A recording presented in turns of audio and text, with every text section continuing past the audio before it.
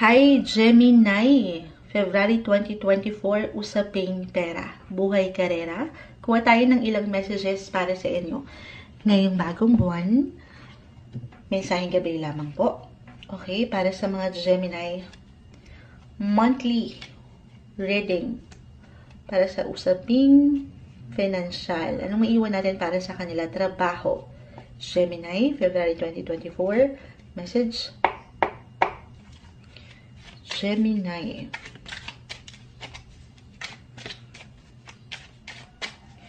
Gemini. Okay. Yung maangat na dito.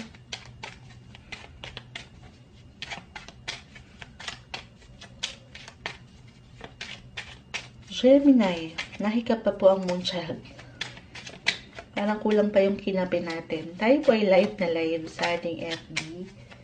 Salamat po sa ilang napapadaan at nakikitambay. Gemini, February 2024. Paisa-isa, bumabagsak. Okay, ito na. Sumama na sa aking kamay.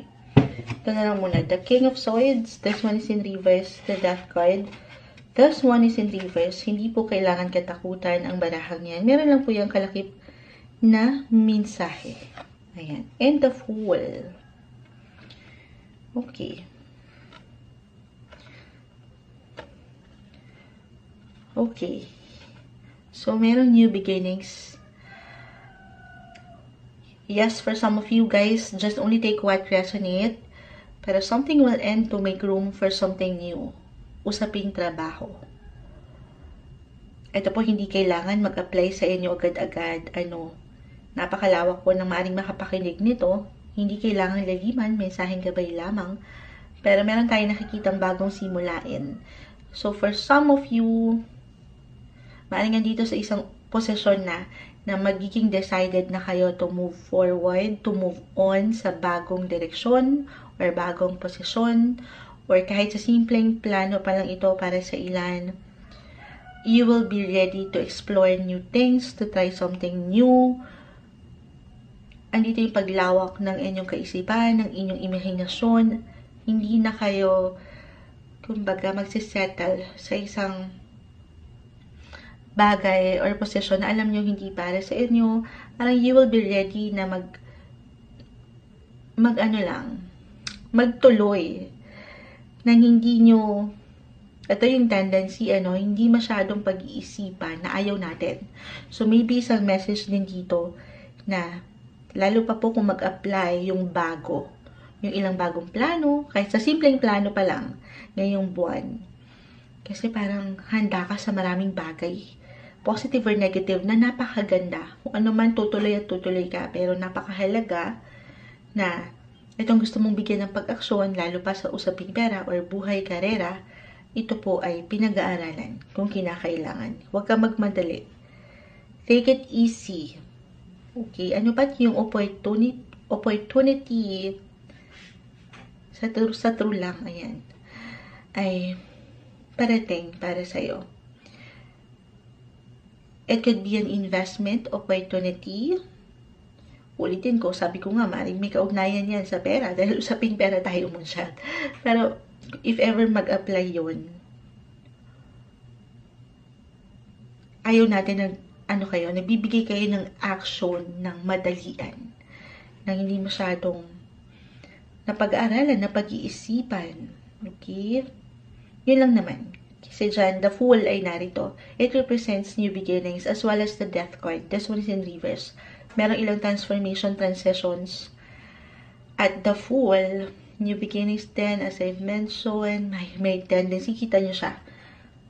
Ready lang. Hindi masyadong nakatingala lang. Ang nakikita niya lang yung magaganda. Na maganda. To stay positive, optimistic sa buhay. Pero titingnan mo rin. Okay, napakahalaga na tinitingnan, ayan, hindi nakikita sa live. Tinitingnan nyo rin yung bawat daan. Kasi baka, ayan, bangin na pala. Hindi mo nakita. Mahuhulog ka na pala. So, easy lang. Okay? Take everything one step at a time. Lalo pa nga po, ulitin ko kung meron ditong involve na money. Pero you will be, dito, excited ready to explore. Kung andito ka sa pagja-job hunting, napakaganda to kasi positive or negative, you will be ready. Or maybe isang message ito na ito yung best month to present yourself or to present something new. May ilang new beginnings kasi tayo nakikita dito.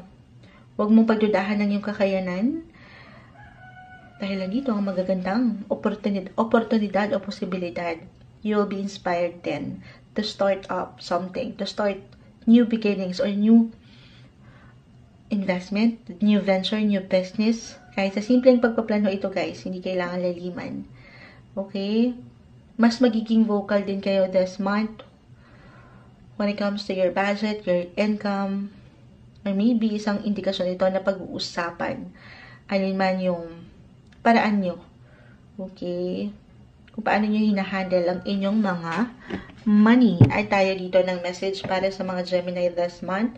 Message when it comes to money. Anong maiwan natin para sa kanila? Money and career. Okay. 7 of Fire. Andito talaga ang inyong pagiging fiery, pagiging ready, pag-iiwan nyo ng protection sa inyong mga gusto pang marating na hindi po imposible. Andito pa rin ang pagproteksyon.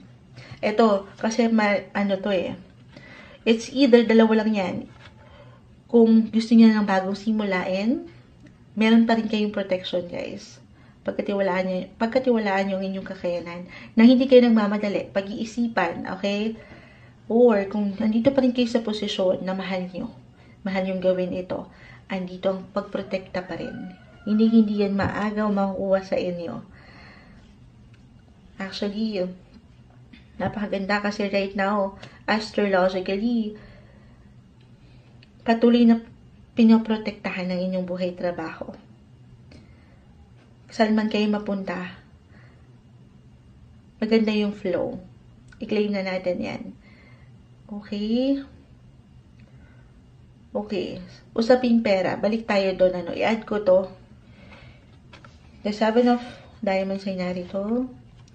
Maring maramdaman ng ilan sa inyo yung pagtaas ng gastusin somehow ngayong buwan or yung ilang bills, ilang expenses na very normal. Andyan yung highs and lows, ups and downs. Pero maybe isang indikasyon na ayun nga may pagmamadali rin tayo nakikita kasi dito. Huwag kayong magpapadalos-dalos. Stay focused doon sa particular na kailangan yung pagtuunan. Kung paano nyo hinahandle. Okay, yung tamang responsibility kung paano nyo hinahandle ang inyong income. Okay. Ano pa? Ito naman ay something na magagawa ng paraan. Lalo pa dito ang protection.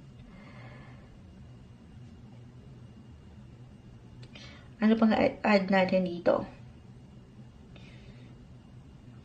Parang yung mantra nyo ngayon, come and go lang.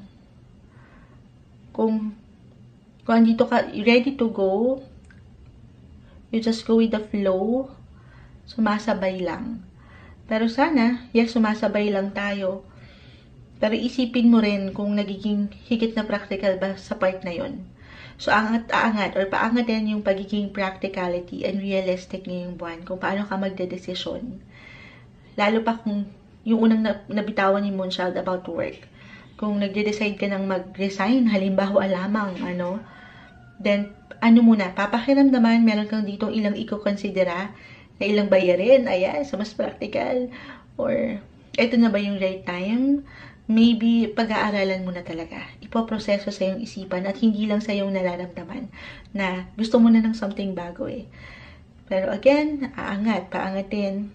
Gaano man ka-crave na ang mga Gemini this month sa ilang new beginnings or ilang changes, aalalahanin yung pagiging practical and realistic this month. Para sa inyo, February 2024, Gemini.